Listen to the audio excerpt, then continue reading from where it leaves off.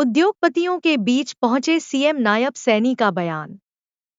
गुरुग्राम नहीं अब ग्रेटर गुरुग्राम कहिए जनाब।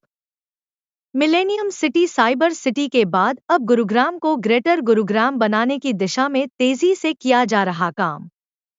बजट पर उद्योगपतियों के सुझाव लेने गुरुग्राम पहुंचे थे मुख्यमंत्री नायब सैनी। गुरुग्राम में प्री बजट को लेकर चल रही बैठक खत्म। उद्योगपति और रियल एस्टेट के लोगों के साथ हुई बैठक में कई अहम सुझाव दिए गए। 2025 में नई औद्योगिक नीति की जाएगी लागू। देश के प्रधानमंत्री ने हरियाणा के किसानों को दिया नए साल का तोहफा। 38,500 करोड़ की किसानों को दी सब्सिडी। हरियाणा सरकार ने भी 1,000 करोड़ की रकम किसानों के खातों में भेजी है। किसान हितैषी है हमारी सरकार। प्री बजट को लेकर उद्योगपतियों से मीटिंग करने पहुंचे हरियाणा के मुख्यमंत्री नायब सिंह सैनी ने सुझाव लिए।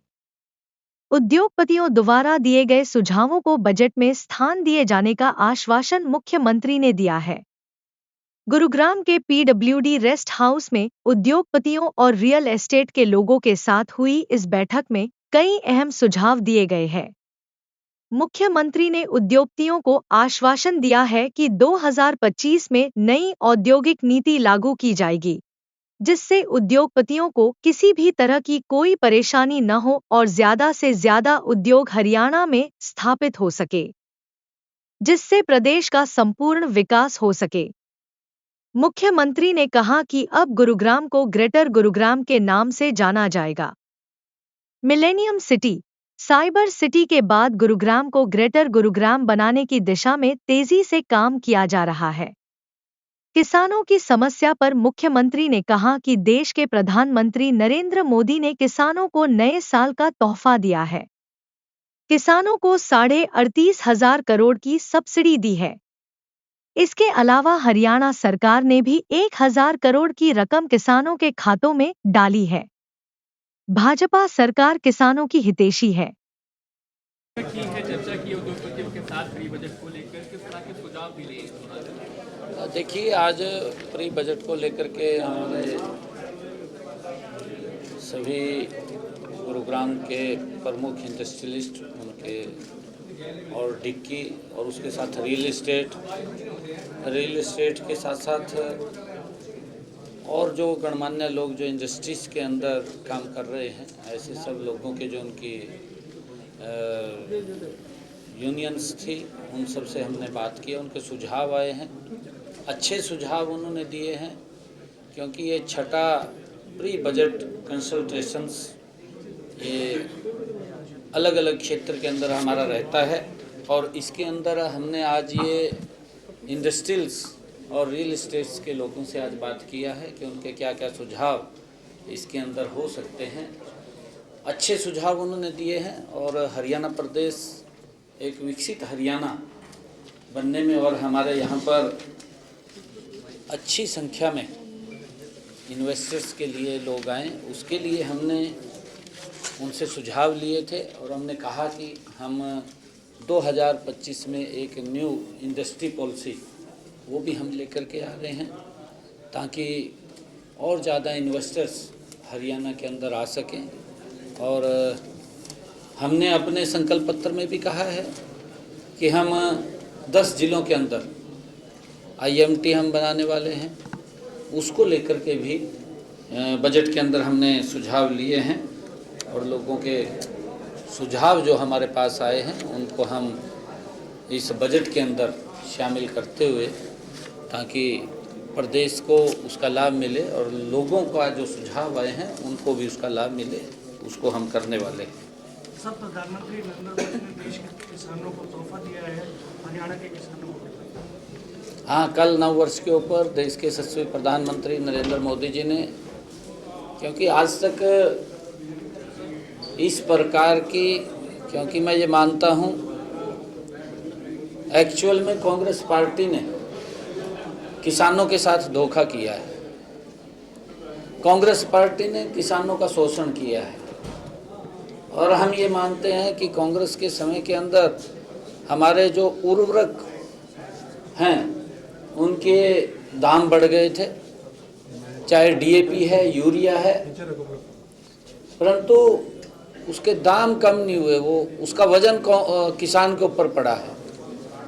आदरणीय मोदी जी ने कल भी बैठक करके जो डीएपी और यूरिया के दाम बढ़े थे पिछले दिनों, पीछे भी सब्सिडी दी थी और कल भी 38,500 करोड़ रुपए की सब्सिडी का ऐलान किया है।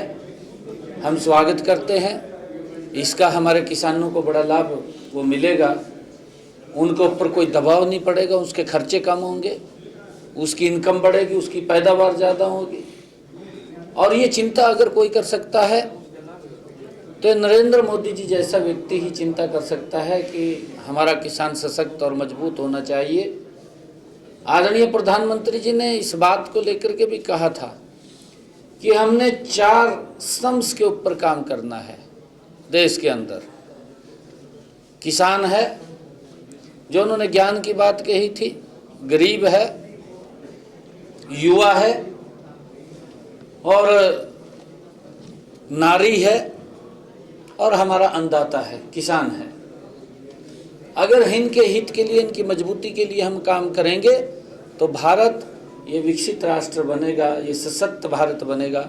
उसको लेकर के मैं आदरणीय प्रधानमंत्री जी का धन्यवाद करना चाहूँगा कि उन्होंने आने वाले समय के लिए जो 38,500 करोड़ रुपए की इस उर्वरक पदार्थों के ऊपर जो हमारा यूरिया और डीएपी है उसके ऊपर सब्सिडी दी है, उसके लिए हम धन्यवाद करते हैं और हमारे किसानों को इसका देश के अंदर बड़ा लाभ मिलेगा। किसान नेता डल्लेवाल लगातार अनशन में बैठे हुए हैं। सुप्रीम कोर्ट कह चुका है कि अनशन छुड़वाना है और कल पंजाब पुलिस भी पहुंची, लेकिन उसके बावजूद अनशन नहीं होता। क्या कहना चाहेंगे? माननीय सुप्रीम कोर्ट ने एक कमेटी का गठन किया हुआ है और कमेटी भी वो संपर्क में है और पंजाब सरकार को कहा है कि आप उसको देखिए, उनसे बातचीत कीजिए।